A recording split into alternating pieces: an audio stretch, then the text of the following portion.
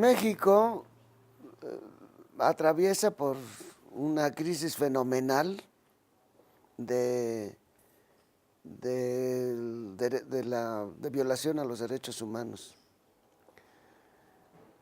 Tenemos una estructura de gobierno, así, sin exagerar, que su modo fundamental de gobernar a este país es violentarlo, necesita una estrategia de violencia contra la población, porque las reformas que a la Constitución, o sea, a lo que rige nuestro pacto social, tienen que ser hechas para que el gobierno se convierta en un operador de los prestamistas del mundo, como son el Fondo Monetario Internacional, el Banco Mundial, Banco Interamericano de Desarrollo.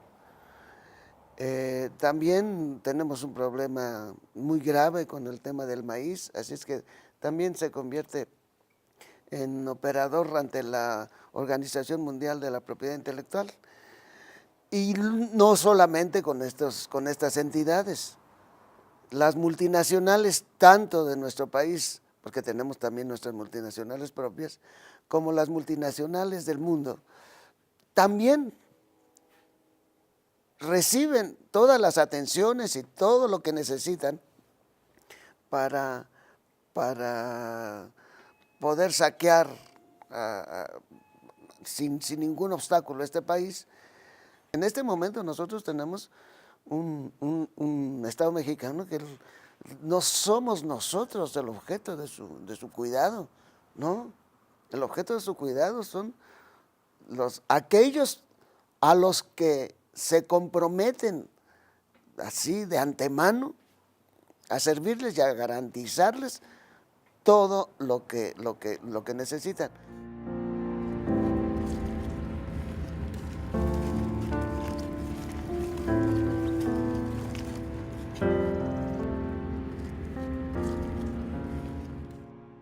Por supuesto que el gobierno mexicano tiene una gravísima responsabilidad en esto. En primer lugar, porque se niega a darles un documento que les permita a ellos no tener que viajar encima de los techos del tren, no tener que viajar por lugares inhóspitos en donde son víctimas de atracos, de violaciones, las mujeres y los hombres, a los hombres y a las mujeres los violan, en donde son víctimas de asesinatos.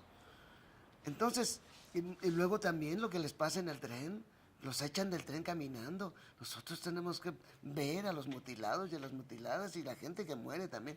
Por supuesto que el gobierno mexicano tiene una gravísima responsabilidad en esto, de no darles un documento después de todo el sufrimiento que pasan ellos. Nosotros llevamos ante la CID, la Comisión Interamericana de Derechos Humanos, llevamos el caso de los migrantes y nos dijeron, esto es una tragedia humanitaria, se los dijeron, estábamos en una audiencia temática ante los responsables del gobierno federal y nosotros los responsables expresamente la Casa del Migrante de Saltillo. La primera cosa es no hay un documento. Segundo, la impunidad en la que dejan que actúen toda clase de criminales. Desde que empezamos a atender migrantes aquí en Saltillo, en primer lugar vimos pasar como verdugos de los migrantes a los guardias del ferrocarril. El ferrocarril en México es un ente privado, era una paraestatal y en este momento la concesión del ferrocarril la tienen empresas.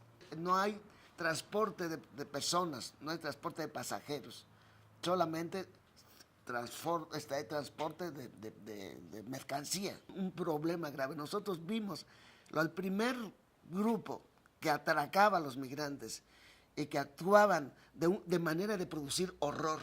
Allí es donde yo empecé a ver que eso era inducido, que el trato a los migrantes tenía que ver con el control del paso de ellos hacia Estados Unidos. Esto lo empecé a ver claro. ¿Por qué? Porque hubo 2 asesinatos. Y los 2 asesinatos ocurrieron ya cuando los hermanos habían abandonado el tren. El primer asesinato ellos se fueron a refugiar a un yunker que les mandan, donde hay pedazos de automóviles. 2 no encontraron nada de eso y quedaron debajo de un árbol. Los que estaban escondidos, durmiendo en las casetas, vieron llegar las camionetas de los guardias del ferrocarril. Las vieron llegar. Bajaron de allí y fueron y acribillaron a los 2 muchachos. Hacía 2 horas que habían bajado del tren. Y el otro crimen lo hicieron unos meses después. Este crimen fue en el mes de mayo del 2001 y el siguiente crimen lo hicieron en el mes de noviembre. Echaron abajo a 2 muchachos. Los muchachos empezaron a caminar. Fueron, uno lograron matarlo, al otro creyeron que estaba muerto. Él fue el que nos platicó lo que habían hecho. Entonces, ya se habían bajado del tren. Fueron y a pedradas, a ellos a pedradas. Y pedradas que iban directas a la cabeza. Entonces, ahí yo dije, esto no es normal ya.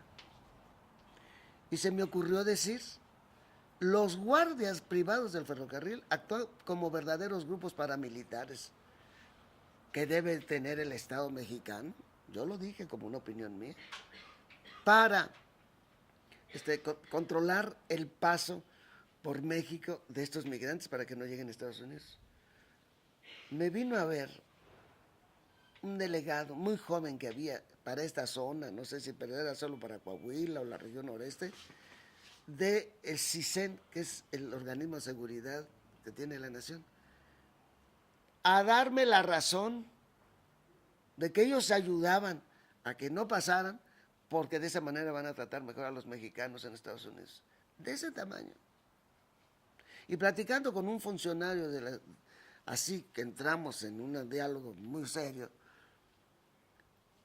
del Departamento de Estado, y no era un funcionario de bajo nivel, un funcionario de muy buen nivel. Le dije, ¿verdad que mi gobierno y el de ustedes tiene un acuerdo bilateral para controlar nosotros, el gobierno mexicano, controlar el paso a los migrantes? Sí, me lo dijo con toda claridad. Segunda responsabilidad que tienen es la impunidad en la que dejan de actuar. ¿Por qué? Porque acabaron, en un momento dado, dejaron de hacerlo y entraron los maras salvatruches.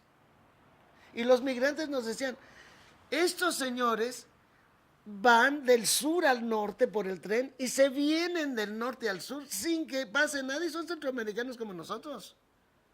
Y esos, igual de criminales, violando a mujeres, robándoles, y luego en las ciudades también cometían crímenes contra migrantes en ciudades nuestras. Los maras salvatruches eran las pandillas terribles. Eso fue la generación de los maras salvatruches. Pero luego pasa al crimen organizado. Empieza el crimen organizado a hacer secuestros desde allá, desde el sur, y se los traían a casas de seguridad. Eso fue ya algo que elevó muchísimo la violencia contra los migrantes. Pero ahora tienen acuerdos. Ahora sabemos que se mueven en distintas áreas, que los maras salvatruches tienen su área, que los crimen organizados tienen la suya, que la Policía Federal tiene la suya. Yo aprendí que en la zona sureste, en los últimos meses, no años, la Policía Federal cobraba 7,000 pesos si querían treparse al tren. 7,000 pesos mexicanos. Pero ahora están todos. En este momento son todos. Entonces, ¿cómo no va a tener responsabilidad? El caso de San Fernando es escandaloso. En San Fernando llevaban un tráiler, de estos un carro grande, que era carro de carga. Llevaban a estos muchachos y los vio pasar el ejército, los vieron pasar el Instituto Nacional de Migración, los vieron pasar, o sea, los retenes, lo dejan pasar. Eso fue el acabose. O sea, otra cosa que saben hacer también ellos, los del Instituto Nacional de Migración, además de ayudar de no proteger a estos muchachos, una chica a esta casa, una chica hondureña, en tiempo de los secuestros de los vino. ¿Qué hacían con ellos? Bueno, pedían a su familia, nos das el teléfono. Si no daban el teléfono, entonces o los mataban o bien los iban y los canjeaban a la casa, a la estación migratoria que tenía el Instituto Nacional de Migración en ese lugar, y los cambiaban por gente que sí tenía familiares. Les llamaban balines a estos. Y el Instituto Nacional de Migración lo hacía. Y esta chica me dijo que 2 muchachas sí pagaron por su rescate, pedían de $2,500 a $3,500 en ese tiempo. Pagaron sus familiares y cuando salieron lo primero que hicieron fue ir a denunciar la casa de seguridad a las oficinas del Instituto Nacional de Migración. Sin mal no recuerdo, estaban en Reynosa, Tamaulipas. Ya, es pegado a la frontera. Los del instituto detuvieron a estas muchachas allí. Hablaron por teléfono a esa casa y vinieron por ellas y delante de sus narices pagaron a los agentes de migración el que les devolvieran, el que regresaron a estas chicas. Estas chicas regresaron a morir delante de todos al pie de la Santa Muerte. Luego también tienen quien les saque los riñones. Hay algunos que dicen yo no tengo familia, pero pues vendo un riñón. También tienen eso. Todo esto me lo platicó la chica aquí. El horror. Y todo en plena impunidad. El Instituto Nacional de Migración saben, por favor, si son casas grandes. O sea, el gobierno mexicano tiene la más altísima, es más, la tiene completita. Es el primer responsable de todo el sufrimiento que pasa a nuestros hermanos. El primer responsable. Este gobierno criminal que tenemos. ¿Por qué? Porque es, como lo dije y salió en el Tribunal Permanente de los Pueblos, es la estrategia de la violencia la que usa este gobierno.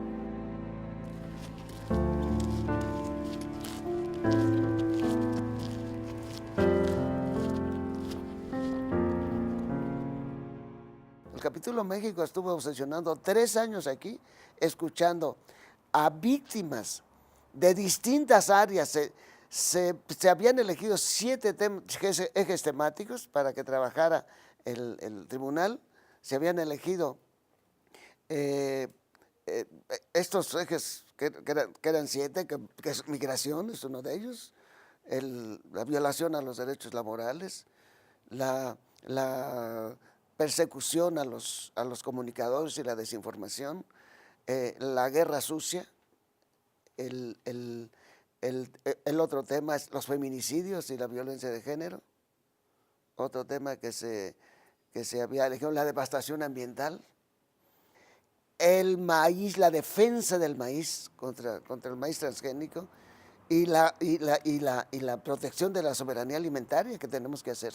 Esto era el 7º. Pero tuvimos que agregar como ejes transversales el tema de la juventud, el tema de la educación y la violencia que se hace en este momento contra los educadores y el tema de la violencia contra los organismos sociales y los defensores de derechos humanos. Organismos sociales en el sentido de movimientos sociales, más que organismos, movimientos sociales y defensores de derechos humanos. Y además el lapso que se elige es los años que llevamos viviendo, o desde que empezaron a hacer modificaciones a nuestra Constitución para preparar la entrada del Tratado de Libre Comercio con Estados Unidos y Canadá. Entonces, dentro de este esquema, tenemos un gobierno que utiliza el terror, utiliza el horror para controlar población. Y todo para dar lugar y espacio a los megaproyectos que tienen que ver con la creación de hidroeléctricas, con los ductos de gas, todo lo que se necesite para generar un negocio muy grande, porque estamos en el tema del libre comercio. O sea, no se puede pensar más que en negocios muy bien montados para poder vencer al que yo tengo enfrente. Entonces, México vive en este momento una situación muy difícil, muy difícil, de violaciones sistemáticas a los derechos humanos. Y además con un cinismo y una petulancia terrible. Y gracias a Dios, a partir de que se han pedido las evaluaciones a la situación de los derechos humanos, esas evaluaciones periódicas que hacen las Naciones Unidas, y que esta situación ha llevado a la sociedad civil mexicana a organizarse. Nosotros lo vimos en la realización del Tribunal Permanente de los Pueblos. Nosotros lo vimos. Necesitamos, digámoslo así, la convocación de las víctimas. Necesitábamos hacer los talleres y encargamos a organismos ya en todas estas áreas, organismos que están funcionando, y ellos rápidamente y por todo el país permitieron que, siguiendo unos protocolos, o sea, se necesitaban los talleres, las quejas ante el tribunal no podían llegar de cualquier manera, y fue una movilización social muy fuerte. Entonces, México, como un país que también está respondiendo desde una organización, dando una respuesta organizada, también esto nos da mucha esperanza.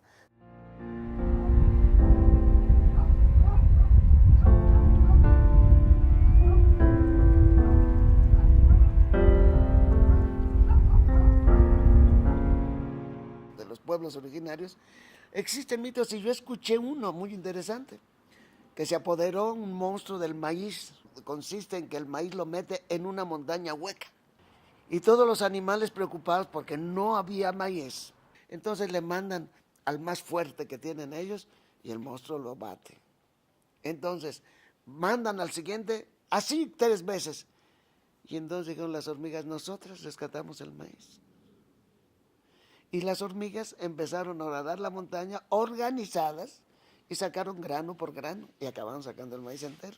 El mito de que las hormigas organizadas pudieron sacar el maíz grano por grano y vencieron al monstruo, lo que enseña es que los pequeños organizados pueden vencer lo más grande. Entonces se trata de que la gente empiece, lo primero, que empecemos a crear conciencia de esto que estoy platicando.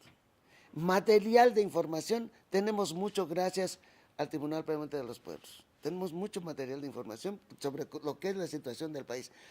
Se trata de una manera sencilla, hacerle ver a nuestro pueblo cómo es una organización, es una estructura la que nos tiene así.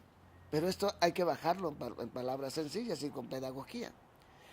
Después de esa conciencia, entonces decirle: bueno, pues queremos reconstruir nuestro pacto social. Y entonces por sectores decir: a ver, ¿cómo te imaginas que debería ser esto? Pero tenemos que llegar a una construcción que venga de acá abajo. Cuando tengamos eso, tenemos que buscar cómo vamos a nombrar a nuestros constituyentes, al Congreso Constituyente, que le dé validez a nuestra Constitución. Tenemos en la ley, nuestras leyes, el artículo 39 de la Constitución mexicana dice que el pueblo se puede dar en el momento que quiera el tipo de gobierno que quiera. La soberanía está en el pueblo. Somos república democrática. Entonces, vamos a organizar una elección popular. Y en esa elección popular vamos a hacer unas votaciones con toda la ley y vamos a usar la credencial de elector que tenemos, todo.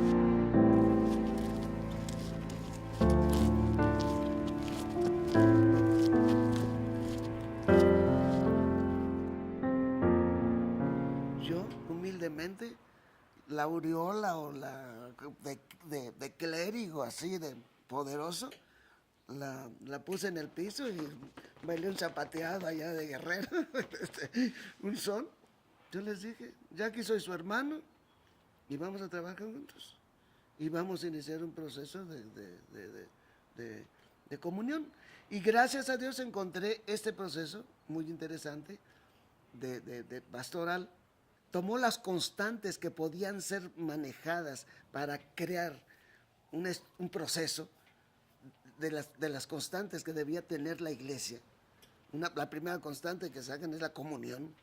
La segunda es la igualdad de las personas. No debe haber ya esa visión de qué es lo que nos hace separarnos de nuestro pueblo, el clericalismo. Eso es una nota que se pierde en la iglesia del concilio. Todos tenemos la misma dignidad que es el bautismo.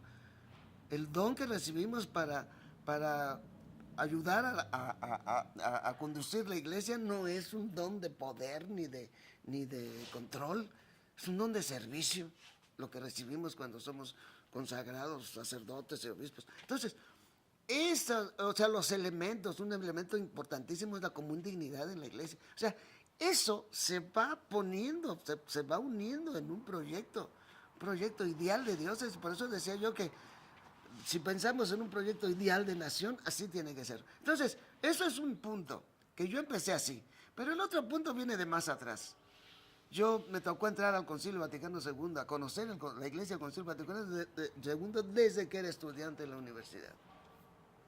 Los dominicos en la parroquia universitaria nos hicieron conocer el proceso de la Gaudium et Spes, que es la constitución para dialogar con el mundo moderno. Luego también nos dieron a conocer la encíclica del Papa Populum Progreso. O sea que cuando yo entro en la orden, además pasé por un proceso de formación, digamos, que complementaba mi carrera de ingeniero, pero de una visión social amplia. Y eso lo organizaba la parroquia universitaria.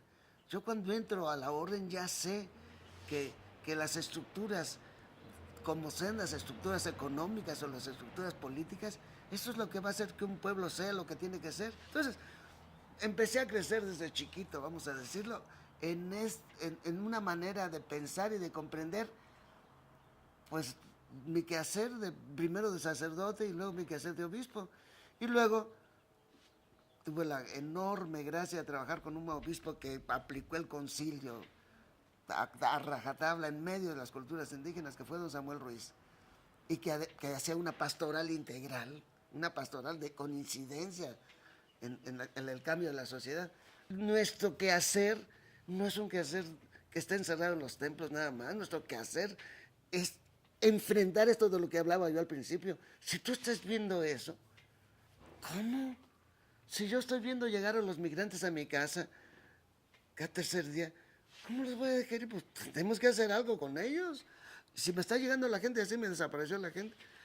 Tenemos que hacer algo. O sea, la compasión es parte, la misericordia es parte del Evangelio.